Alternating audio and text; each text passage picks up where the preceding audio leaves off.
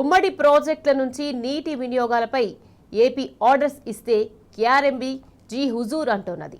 AP సర్కార్ లేఖ రాసిందే తడుగా meeting పెట్టేందుకు బోర్డు సిద్ధమైంది. కనీసం తెలంగాణను సంప్రదించకుండానే ఏకపక్షంగా ఈ నెల 13న త్రిమెన్ కమిటీ భేటీని ఏర్పాటు చేస్తున్నట్టు ప్రకటించింది. తెలంగాణ విద్యుత్ ఉత్పత్తి చేస్తే ఏపీకి నీటి మళ్లింపు సాధ్యం కాదు. ఏపీ చేసిన కుట్రలో భాగంగానే కేఆర్ఎంబీ మీటింగ్ నిర్వహిస్తున్నదని తీవ్ర విమర్శలు వ్యక్తమవుతున్నాయి.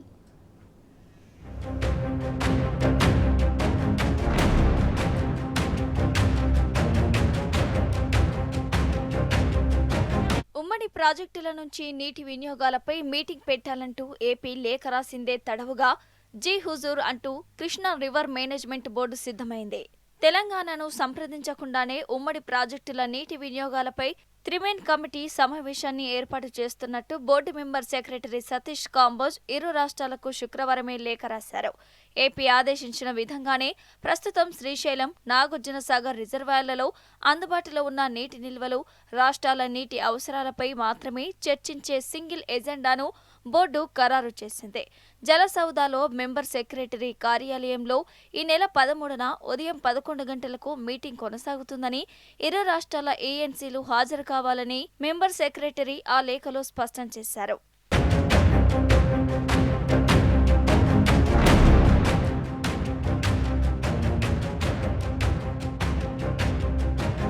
తెలంగాణ పలుమార్లు కోరినా నిరుడు నీటి సంవత్సరం ఆఖరి నెల వరకు కేఆర్ఎంబీ సమావేశాన్ని ఏర్పాటు చేయలేదు. నీళ్లన్నీ అయిపోయాక మీటింగ్ పెట్టి మమ అనిపించడం గమనార్హం. ఆది నుంచి కృష్ణా జలాల మళ్లింపునకు ఏపీకి పరోక్షంగా బోర్డు అండదండలు అందిస్తుందనే విమర్శలు ఉన్నాయి.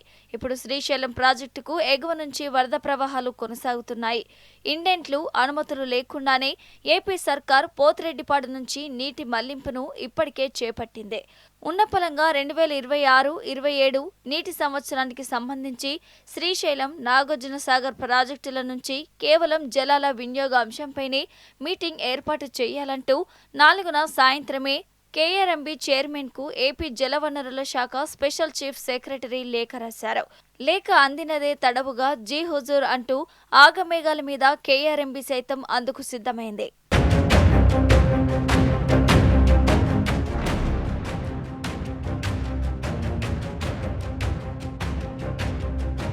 వాస్తవంగా రివర్ బోర్డులో రాష్ట్రాలదే నిర్ణయాధికారం. తెలంగాణ, ఏపీ రాష్ట్ర ప్రభుత్వాల ఏకాభిప్రాయంతోనే బోర్డు వ్యవహరించాల్సి ఉంటుంది.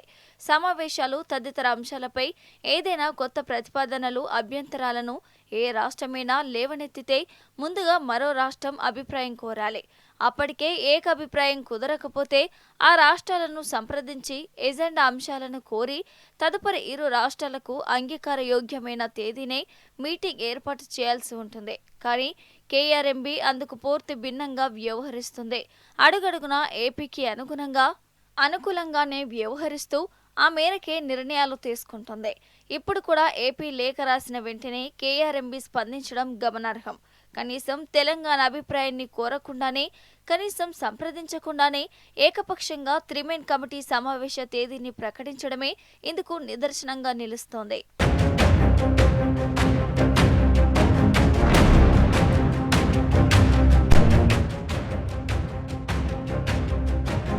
ఏపీ హడావుడిగా మీటింగ్ పెట్టాలని కోరడం, అందుకు బోర్డు సై అనడం చర్చనీయాంశంగా మారింది. విద్యుత్ ఉత్పత్తి చేపట్టకుండా తెలంగాణను నిరోధించి పోతిరెడ్డిపాడు ద్వారా జలాలను ఏపీకి మళ్లించే కుట్రలో భాగమేనని స్పష్టంగా తెలిసిపోతోంది. వాస్తవంగా రాష్ట్రాల డిమాండ్లను, అందుబాటులో ఉన్న నీటి నిల్వలను త్రిమెంబర్ కమిటీ పరిగణలోకి తీసుకుని ఇరు రాష్ట్రాలకు నీటి వాటాలను కేటాయిస్తుంది. కానీ ఈ ఏడాది ఇప్పటికే శ్రీశైలం ప్రాజెక్టే పూర్తిగా నిండలేదు.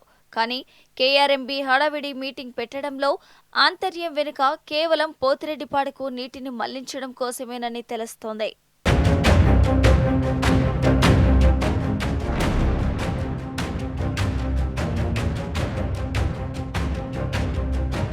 పోతిరెడ్డిపాడు నుంచి కృష్ణ జలాలను మళ్లించాలంటే శ్రీశైలంలో నీటి మట్టం 854 అడుగులు ఉండాలి. ప్రస్తుతం 873 అడుగులకు చేరుకుంది. శ్రీశైలం నుంచి విద్యుత్ ఉత్పత్తి చేస్తూ ఆ జలాలను సాగర్కు విడుదల చేయాలి. తెలంగాణ విద్యుత్ ఉత్పత్తి చేపడితే శ్రీశైలం నీటి మట్టం తగ్గిపోతుంది. దీంతో పోతిరెడ్డిపాడుకు నీళ్లు మళ్లించడానికి బ్రేకులు పడతాయి. దీన్ని గమనించిన సీఎం రేవంత్ రెడ్డి గురువు చంద్రబాబు చక్రం తిప్పారు. ముందుగానే మీటింగ్ పెట్టి తెలంగాణ విద్యుత్ ఉత్పత్తిపై ఆంక్షలు విధించడమే లక్ష్యంగా ఏపీ మీటింగ్కు డిమాండ్ చేసింది. అందుకు బోర్డు సిద్ధమవడం బాబు కుట్రలో భాగమేనని స్పష్టమవుతోంది.